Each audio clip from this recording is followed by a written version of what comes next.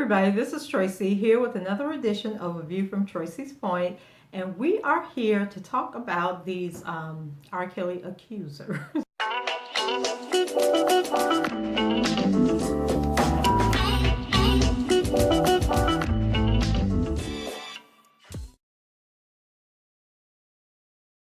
They seem to be back out on tour, and you guys know that there's supposed to be this follow up to the surviving R. Kelly docu-lies that came out in January. I believe this one is going to air maybe in January or February of 2020, but whenever it airs, they're doing all of this because, his trials are supposed to be coming up. They've set court dates for April and May of 2020 in all three jurisdictions. Not to say that the trials will actually take place then, but those are the dates that they've set. Then you have all these motions and everything that'll get filed that could possibly delay the trial. But what the producers of the docu-lies is actually doing now is that, the story, they don't want the story to die down. They want to boost interest. They want to boost interest in the story, to lead up to this part two. They recently aired the docu-lies on Netflix, trying to drum up more interest. And I actually need to go and check to see what the ratings were for Netflix, because with the Lifetime series, there were only like 2 million people that viewed that. And I know people say, okay, 2 million, that's a lot of people, but it really isn't a lot of people when you take into consideration that there are TV shows that air like Empire. I think when Empire first came out, they were garnering like 17 million viewers or something like that their first season. So, the fact that they had the 6-part docuseries and only about 2 million people watched, and I think that was each night. Like some people say it was in totality, other people say it was per night, but either way, it probably was the same 2 million people watching each night. So it wasn't that big of a deal. And then you guys know they did the follow-up called The Aftermath that only garnered about 400,000 viewers, which is a disgrace. And so don't know if interest is dying down or people are seeing through the BS and they're just not impressed.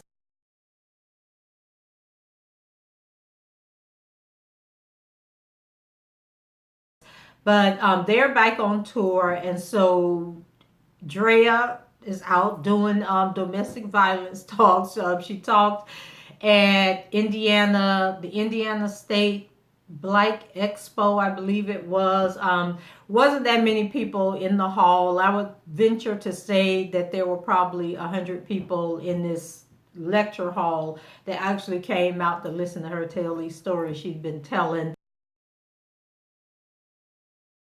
And it just goes to show that, like I said in my last video, these women need to consider getting jobs and getting on with their lives, because this gig that they got going on is going to be up real soon. And so another thing that took place, it was called Power Women 2019, and they had the cast of Surviving Lies.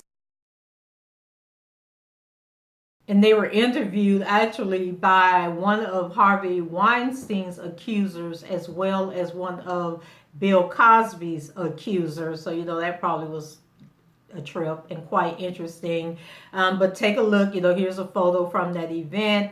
It says almost a year after the Lifetime docuseries Surviving Lies brought public attention back to the R&B singer behavior, 6 other women who came forward with their accusations remain proud of their decision to speak out.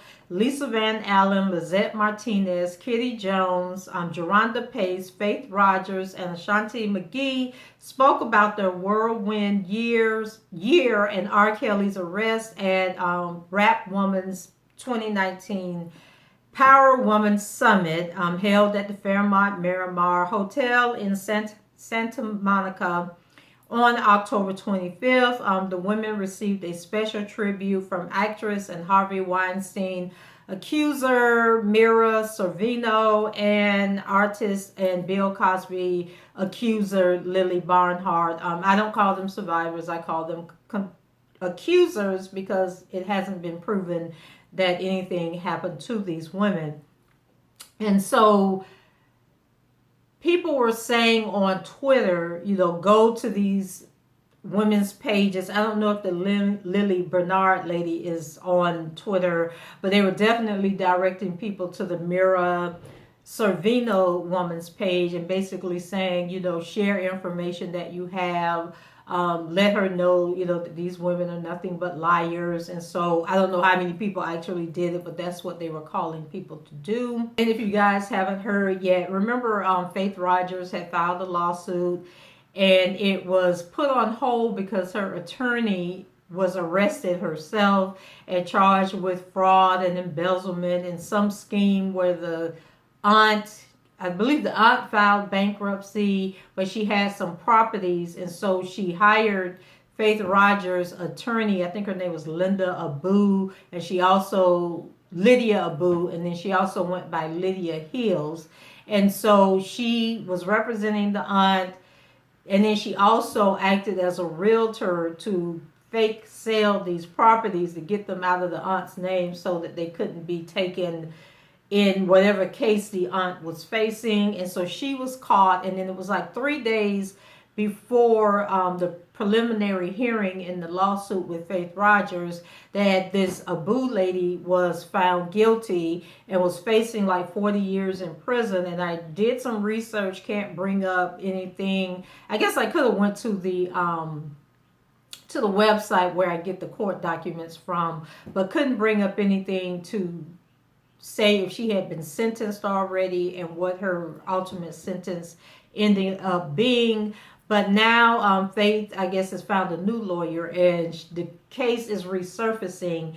And so I've only seen this information on The Blast, and then a couple of smaller bloggers have picked up the story. And, I told you guys before how don't confuse these blog websites with actual news media outlets because they're not. And so the blogs were picking up this story, haven't seen it from any other media outlets, that a judge has set a November 21st court date for Faith's case. It won't be the hearing, I'm sure. It'll probably just be like a preliminary hearing where R. Kelly or his representatives can say, whether or not they're going to fight the case. I'm sure they'll file motions to dismiss the case, saying that it doesn't have merit. But that is according to The Blast, which is a blog site, not a news media outlet. They're saying that the judge has set a date in New York for November 21st for this lawsuit to move forward. And then speaking of Faith, I came across this YouTube channel, and it was from October 9th, and they were actually interviewing Faith. And so she was on there. The interview's like an hour long, and she was on there, and she was basically, talking about how she's happy she came forward, about her lawsuit, about, the whole Surviving Lies docuseries, and how she just, glad she told her story. She says that she doesn't want to be referred to as a victim or a survivor, and that I guess she just wants to be called an accuser. I don't know. But anyway, the interview wasn't that interesting because we've heard it all before. But what I did find interesting was the comment section. So this video, like I said, it came out. The interview was on October 9th, I believe. Let me get back up here to the top of the page. So it was on October 9th. 1.6 thousand people have viewed it. It has 19 thumbs up and 35 thumbs down. And then we have the comments. Okay, and I just thought the comments were hilarious. And also, it kind of lends to something else that I was going to. Dr. Rice went live, I believe it was yesterday or the day before yesterday, with Sharon Wimbush and another YouTuber. I think it was called The Smoke and the fire. And so her voice sounded so familiar to me, and it's gonna come to me eventually. But she sounded like another blogger that I've heard before. But they were just basically saying, don't sit back and do nothing. Respond like when these women have interviews. If you read an article on a website that has a comment section, go into the comments and leave comments, with the information that you have. If you're on social media and you see stuff posted on social media, share your information there. If there's a real popular or trending social media post going on, drop information in those posts. And so this was supposed to be like a favorable interview for Faith on this channel. And so this is what some of the people had to say. C10 Nunn posted, I wonder where's the boyfriend who hit her with his car? How much jail time did he get? And then someone named Christina Smith replied, none, because she couldn't benefit financially from him like she could R. Kelly. Lisa wrote, let's see if she speaks about her alleged herpes from her first boyfriend. Good enough for someone, so you deal with one of the top celebrities in the world. Shaking my head. Then Lisa also wrote, I do not believe nothing this girl says. Her spidey senses, girl, please. Money was going on inside her head. Sounds like she doesn't have a brain. Never heard his music. She is hilarious. Mighty funny. She comfortable enough to put her. And then the comment cuts off. And then it says, then someone named Ingracia Kadima wrote, I agree with you. She's not interesting.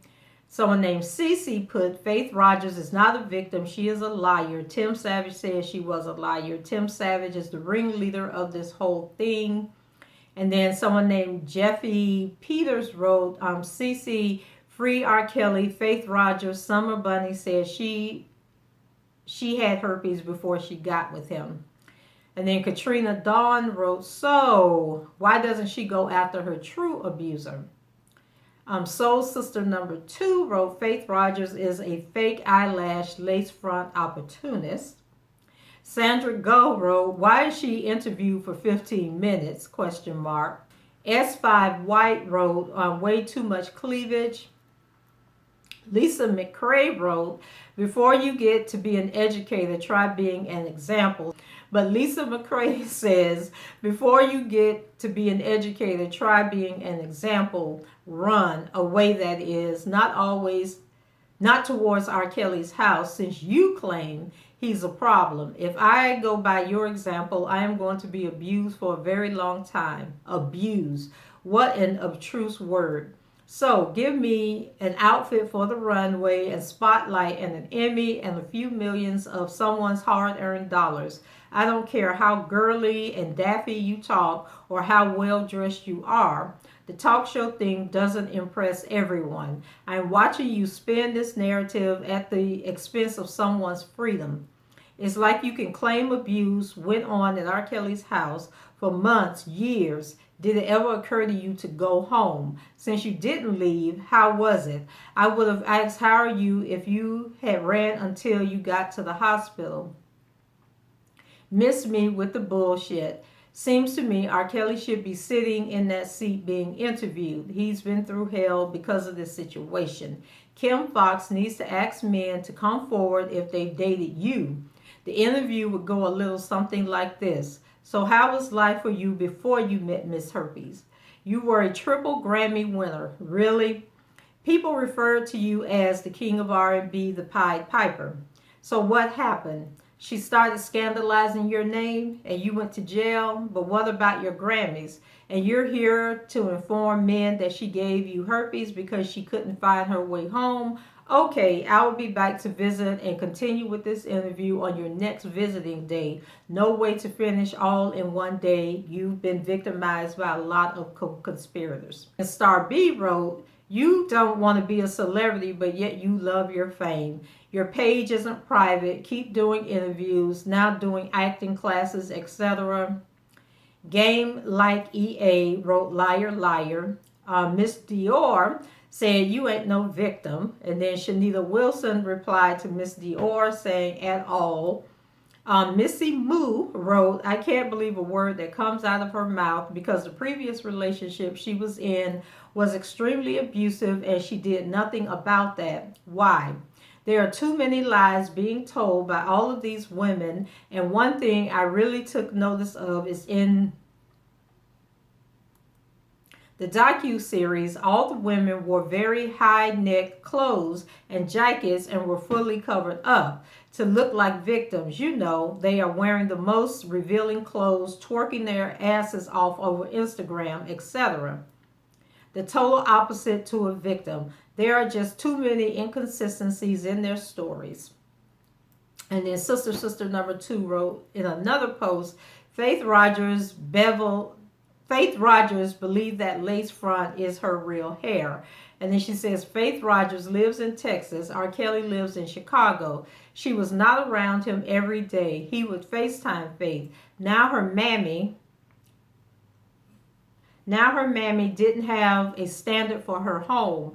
Faith Rodgers came and went as she pleased because her mammy didn't care. Faith says she was with R. Kelly for 2 years. She wasn't in his house for no 2 years. She was on FaceTime with R. Kelly for 2 years. Note, she didn't work or go to school.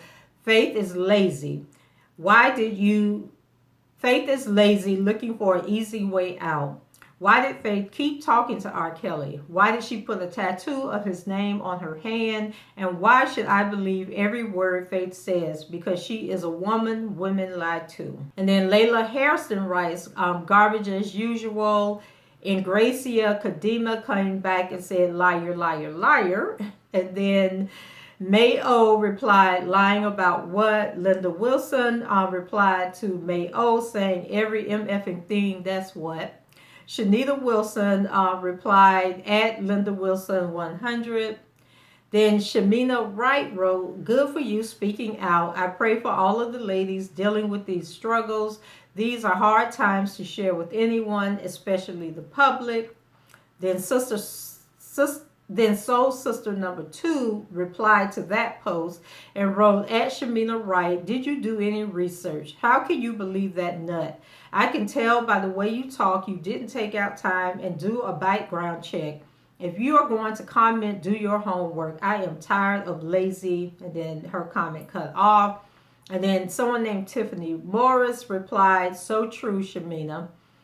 And then Mary Kindley wrote, so glad to see you're able to push through. God is with you always. Remember, you're a beautiful woman with a bright future. Someone else will see this who went through what you've been through and find the strength to move forward. And then the Tiffany Morris girl, who's also a supporter, said, true. And then she's given the applause emoji. And then Jeffy Peters replies, Mary Kindley, God, no, Faith is lying on R. Kelly. And then Tiffany Morris comes back and says, at Jeffy Peters, God knows R. Kelly is getting his karma. That's right, in jail where he belongs. And then Jeffy Peters replies to Tiffany Morris and says, jail do not make karma. Okay, he may have been talking with one of them apps because his post doesn't really make sense, but he's basically saying that him being in jail is not karma because the women are lying, and saying something about you do not have heaven or hell, get your karma, not in jail. Look what happened to Azrael Clary and Jocelyn Savage parents. R. Kelly is in jail, their daughters still don't want to come home. And then Cece replied, hashtag free R. Kelly, hoes are not victims. Mary Akindele comes back and says, Cece, you're entitled to your opinion. Jeffy Peters says, at Cece, these hoes is no victims. Jeffy Peters also put at Cece, Faith Rodgers is not going to win her case. All these hoes not going to win their case because people doing interviews with them do not ask any hard questions. It would be different from the trial. These hoes got asked the questions. People scared of the feds. And so again, I couldn't really understand what he was trying to say. And then he came back again and replied to Mary Akindley saying, God God, I don't know. God still you is ugly. I don't get it. And then Faith's mom comes into the comments because you know she be all over social media defending her baby. So Kelly Rodgers says, "Thank you for your kindness," talking to the Mary Kindley girl. And then she says, "At Tiffany Morris, thank you also." And then Tiffany Morris replies, "Kelly Rodgers, you're welcome." Then Soul Sister number 2 says, "At Mary Kindley, she didn't go through nothing. R. Kelly lived in Chicago. Faith lives in Texas. He didn't see her all the time. R. Kelly would FaceTime her. She was not in his house. Do your homework. How can you help anyone and you don't have wisdom? Because if you had wisdom, you would not believe every word Faith Rodgers says. If you had wisdom, you would get both sides of the story and go off that. Another thing, human hair is not healthy for your real hair. Glue or sew in. Girl, you have too much work to do. Number one, you need to do a background check on Faith Rodgers. And number two, learn how to protect your real hair while wearing lace front human hair. Like, I don't know where that came from. So this Soul Sister number 2 replies to Kelly Rodgers, who is Faith's mom. And she said, "You did not stay in R. Kelly's house, bitch. You stay in Texas. R. Kelly lived in Chicago. He was not with you all the time. Also, you have R. Kelly name tattooed on your hand, but R. Kelly don't have your name on him." And so I guess she thinks that Kelly Rodgers is Faith. Then she goes on and says, "Faith, you are a lace front wearing, not trying to work, and you are not fooling me because I understand how you operate. When you met R. Kelly, you came with nothing but a wet Pussy, and you said R. Kelly violated you, but you have a tattoo of his name on your hand. Another thing, I am not on your side. I can see that you are a false eyelash wearing, lace front wig wearing opportunist. Another thing, people Faith Rodgers' email is called Play Your Rich Son. Faith, if I ever see you with my son or uncle, it's going down. You cannot say my brother had sex with you against your will on TV and go have R. Kelly name tattooed on your hand. Keep lying on people just for money and you will get your ass," and then bleep, bleep, bleep, bleep, bleep. "I don't trust you or your mammy." Or maybe she did know she was talking to Kelly in that first part of her response. Then Tiffany Morris replies to Soul Sister number 2 and says, "Is nothing wrong her lace front or her outfit. Y'all just mad because R. Kelly is in jail where he belongs. Faith knows what she's been through. Everybody makes mistakes. She can dress the way she wants. That doesn't give no man no right to take advantage of her or any other woman like the Kardashians." Soul Sister 2 replies to at Tiffany Morris and says, "I am not mad because R. Kelly is in jail. I am tired of lazy black females not looking into Faith Rodgers' background. Did you look into her background? R. Kelly lived in Chicago. Faith Rodgers lives in Texas. She never lived with him. She saw him on a FaceTime most of the time, and she is a lace front hoe." Then Tiffany Morris says, "I'm Jaffe Peters, STFU, and go learn how to spell." And I kind of agree with that. And then it says, Tiffany Morris, at Soul Sister number 2, "No matter what she says, she is still telling her story. She's human like all of us and makes mistakes." And then Jaffe Peters comes back and says, at Tiffany Morris, "God gave Michael Jackson and Whitney Houston Aaliyah their karma. That's why they died." No, that wasn't nice. Jaffe Peters also says at Tiffany Morris, okay, I'm not going to repeat that. Then Tiffany Morris and Jaffe Peters start going back and forth, back and forth. I'm going to skip over all that. And so then she comes back for the brown sugar lady again, pretty much repeating what she's saying. And then Jaffe Peters comes back and replies to Brown Sugar saying that Tiffany Morris is dumb and to pray for these women. And So he says, Tiffany Morris is dumb as hell. R. Kelly, pray for these women who left their kids for him. Faith Rodgers said he kidnapped her after he raped her. Why did she end up being his girlfriend? Tiffany replies back and says, no matter what you say, these women never stop telling their story, and R. Kelly will stay in jail. I will not be silent or quiet for anybody. If I think Faith telling the truth, I will believe till this day. And then Jeffy comes back to her, and so they're just going back and forth, back and forth, back and forth. I mean, and this goes on and on and on and on and on and on and on indefinitely. They argue for over a week, okay, just cursing each other out and everything.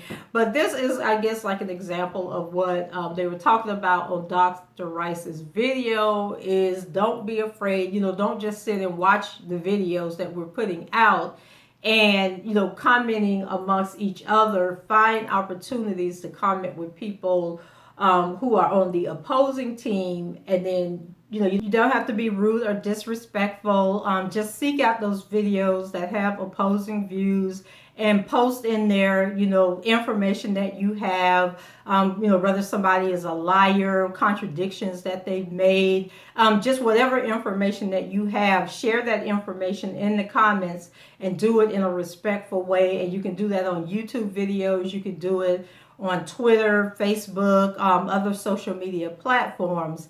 And then the other thing that I wanted to talk about was the comment was made that, the subscribers or the people that are watching these videos that are R. Kelly supporters, they're basically just going from video to video, sharing the same information, the same comments with the same people.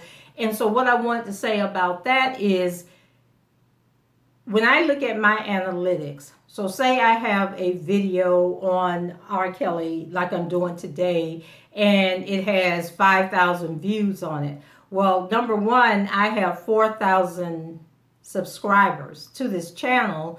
And so if I have more views than I have subscribers, then that tells me that more than subscribers are watching the videos, unless they're watching the video numerous times, which would be appreciated. But when I look at my analytics, I know that more than subscribers watch videos. On average, only 30% of the people that subscribe to my channel actually watch the videos that I post. The vast majority, over 50% of the people that watch any video that I post on this channel are people who come from YouTube recommendations. They come from people who are searching for the topic that the video is on. And so just because somebody's searching for the topic of R. Kelly or whatever else, it doesn't mean that they support R. Kelly. It could be people that are searching for information who are want to get both sides of the story. And there have been people who have commented on videos who support the accusers. And the thing with me is you can support, believe, disbelieve, be for or against, as long as you're being respectful, you're not calling people names or just being mean-spirited in your comment. You can post on my videos. But in the full scheme of things, we don't know who's watching our videos, okay? We don't know who's liking, who's disliking the videos. The vast majority of the people that give me thumbs down on my videos are people who are upset, not about me talking about R. Kelly. They get upset because I'm talking about somebody else who's involved or who has attached themselves to R. Kelly's situation, and they don't even watch the video. They just immediately see, oh, A View from Tracy's Point went live, let me go give her a thumbs down. And those thumbs down usually come like within the first 30 seconds of a video being posted. And so you can't count those as people that are against R. Kelly or against whatever topic that the person is talking about. And so I just wanted to point that out, that if 50 plus percent of the people watching the video is not a subscriber. Those people could be watching for various reasons. They could be for or against what is being talked about. And so any YouTube bloggers out there, continue to do what you're doing. Talk about what you're talking about. Continue people to ask people to share videos. And I think when I showed you guys my August stats for my channel, and it showed that my videos had been shared over 500 times, and I was so shocked because I didn't know people were sharing my videos, because when I go on Twitter, I don't see my videos floating around on Twitter or on Facebook or wherever. But according to my stats for August, I think it was 521 times my videos had been shared. So, I thank people for that. But continue, whatever side you're on, continue to support that side. Don't be afraid to speak out. When you see people speaking in opposition, you don't have to be nasty. Just say, hey, did you know this about that person that you're defending? And that's really all that you can do for the most part. So guys, that's it for me. Leave your comments below, rate the video, and subscribe to the channel if you haven't done so already. And until the next time, I shall talk to you guys later. Bye-bye.